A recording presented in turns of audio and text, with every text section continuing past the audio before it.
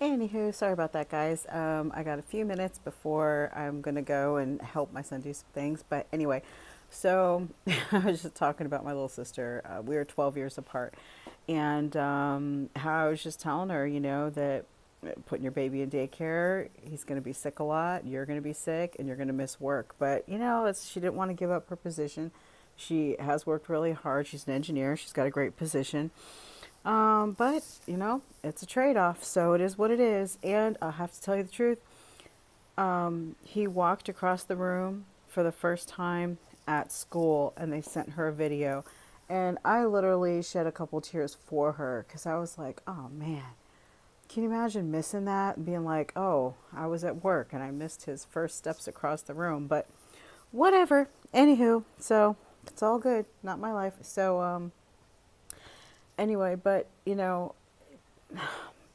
it the sleep factor has been somewhat hilarious because that's been her number one complaint is how and when is this child ever going to sleep consistently through the night? And I'm like, every kid's different. One of our children, after 2 months, slept through the night pretty much, like clockwork, unless they were sick or something like that. The other one was up all night, forever. And just every kid's different. There's no way, there's no guarantee. Some people try to let their kids cry it out at a certain age, all these different things. Some people let their kids sleep with them, till a certain age. When you're exhausted, you pretty much do whatever you have to do to make sure that kid sleeps for a while and you can sleep for a while. But it's just the fact that, again, being older and working, it makes it so difficult. And I'm like, good luck, God bless. I couldn't do it. I couldn't do it. One kid, four kids, doesn't matter. It's incredibly stressful and challenging. You have doctor's appointments, dentist appointments, this, that, the other. What to speak of your playtime together, getting them out, getting them in the fresh air, exercise. We did the pool or the park in the morning, and then we did the pool or the park in the evening. We would mix it up with the trip to the beach sometimes, trip to the library. But we were out twice a day, 2 hours, and they'd wear me out, but I'd also wear them out a little bit. And, in between that, took care of daddy, I'd be there and whatever he needed. Pee-pee and jelly and a bend over the bed and whatever it takes. So, anywho, but, so mama's job is very important. You are there for the scheduled things. You're there for the spontaneous things. I mean, I can't tell you how many times the kids have called me from school like, hey, Mom, this happened to my pants or this happened or this, whatever. Can you come get me? Or my daughter with her migraines, whatever. You just never know. So it's such a blessing to be home, to be available. I can't even tell you. My eyelashes are driving me crazy. I don't understand. Apparently, I didn't mascara this side. It is what it is. I'm so sorry. Ridiculous. See, that's how women are. But, I was starting to talk about, a healthy putting yourself first. And yeah, I don't know. I don't really, aside from just taking a nap whenever I have a chance, which is one of the other wonderful things about being a stay-at-home mom. When you get a chance, you can rest. Put your feet up, rest. You might fall asleep for 20 minutes. You might not, but at least you can rest. And that's a wonderful thing. My husband's very understanding, especially if it's been a rough night or rough whatever. He'll say rest. He wants me to take care of myself. So we can eat good. We can drink shakes, fruits, vegetables. We can do better with that. Exercise can be challenging. I don't know. Some people, again, discipline really, really helps. But all those things, you think, gosh, I'm so tired. Why doesn't all the housework count or chasing the kids count? It doesn't, unfortunately. I mean, it's good to keep busy, but it really doesn't count when you're trying to do a physical fitness program. So anywho, but so all I'm saying is you don't want to wait till your 30s, and there are more children being born to 40-year-old mothers now than ever in the history of the world, and you think that's not going to be a problem.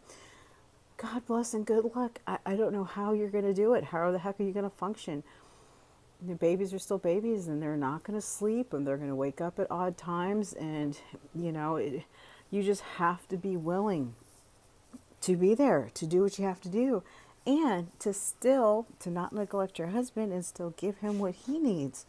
And I'm telling you, oh my gosh, ladies, with the hormones. Okay, first of all, if I could just say, yeah, guys know that we're crazy, but it's legit. Like, so now at this age and stage, like I'm almost 48. In April, I'll be 48.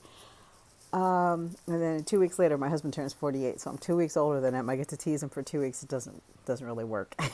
Anyway, but my, like I've told you guys before, my estrogen level, when it's at the normal, is like 40, like 44. Like it's the lowest it can be before it just drops off the chart completely. But when I ovulate, it's like 936.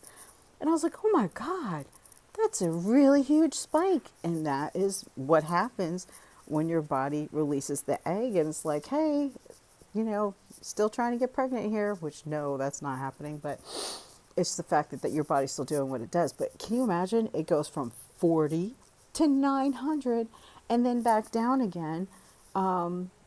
To then release the lining and the egg and all that and have your cycle. So it's like, if you think women are freaking bipolar, crazy, different personalities, like totally unstable, yeah, that is completely true. And I don't understand how any female runs a company, is a manager, definitely not running a country or anything like that.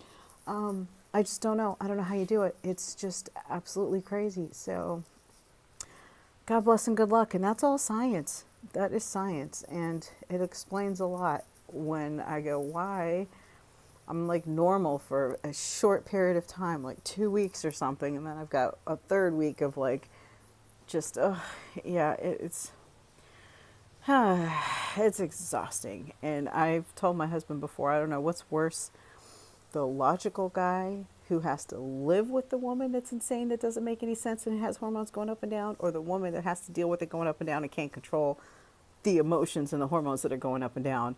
And I said, honestly, I think it's worse for the logical person, because logically you're like, why? You should be fine. Everything's fine. Don't freak out, And we're over here, yeah, tripping big time. And I'm telling you guys, everything that I've learned, my husband's taught me, and of course I've learned from the manosphere. So yeah, I didn't just get born and show up smart. I learned all these things. So anyway, I gotta go check on our son and help him finish up some paperwork and things like that. And I'll be back because I had some other things I wanted to talk about. And I also am gonna fix my frickin' mascara because that's driving me nuts. Oh my God. And I have the thought that, pretty girls, do you know why you're not approached if you're like really beautiful? Like, I've had this problem where you're like a 10. Men are concerned that you are going to be just a completely delusional, entitled piece of work, because if you're that beautiful and maybe even look that high maintenance, men by now have figured out that you might be completely insufferable to live with. So, I always try to tell the pretty girls, gosh, yes, you're beautiful, but make sure that you're working on your inside goals, your heart, and that, you stay a good person and you find a way to be humble, even though you're drop dead gorgeous. So anyway, all right. So love you guys. I'll talk to you soon. Ciao. And have babies young. Not teenagers, but young. Don't wait to get married. Have babies. Don't wait until you're 30 to 40. You're going to be exhausted and you're going to be like, Mama Radha was right. What do I do now? And you're stuck. You're stuck with it and it's your own fault. All right. Love you. Ciao.